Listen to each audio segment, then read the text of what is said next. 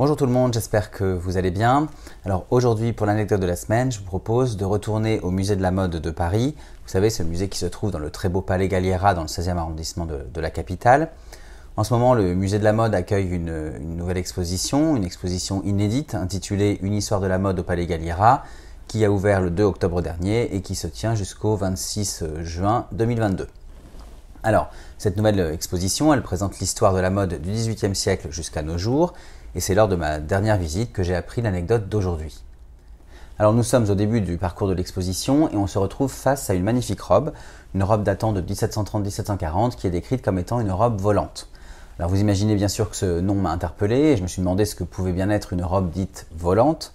Et après quelques recherches, j'ai eu ma réponse. J'ai découvert que ce style de robe déjà était très controversé et surtout qu'il était né à la fin du règne de Louis XIV.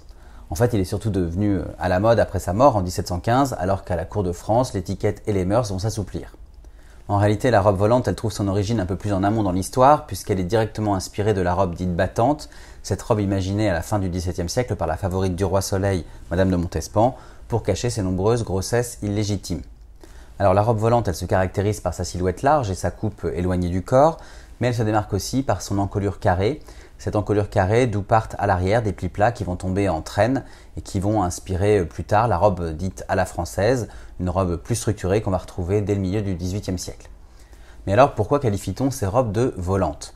Eh bien en fait c'est très simple, lorsque les femmes déambulaient avec ces longues et larges robes dans lesquelles la démarche et le mouvement des bras semblaient comme amplifiés, eh bien les femmes semblaient comme flotter, voire même voler. Vous comprenez donc l'origine du nom de robe volante, ce nom que l'on doit aussi au taffetas de soie léger dit volant, ce taffetas donc qui était utilisé pour leur confection. Mais alors il faut savoir que l'apparence confortable des robes volantes, ces robes larges et amples, est en réalité trompeuse.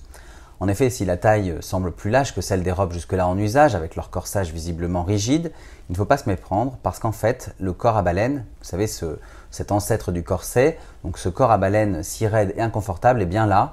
Il se porte en dessous de la robe, tout comme le panier rond qui servait à donner du volume à la robe et qui ne facilitait pas les déplacements.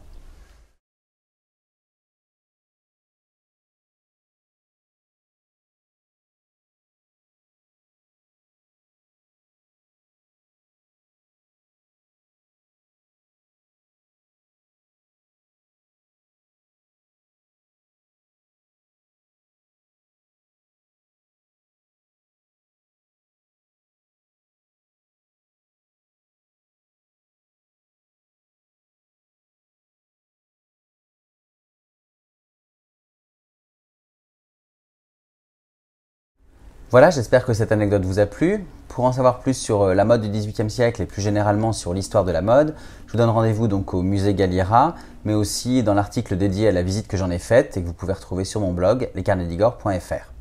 Bien sûr, n'hésitez pas aussi à me suivre sur Facebook, Instagram, Twitter et YouTube et je vous dis à très bientôt.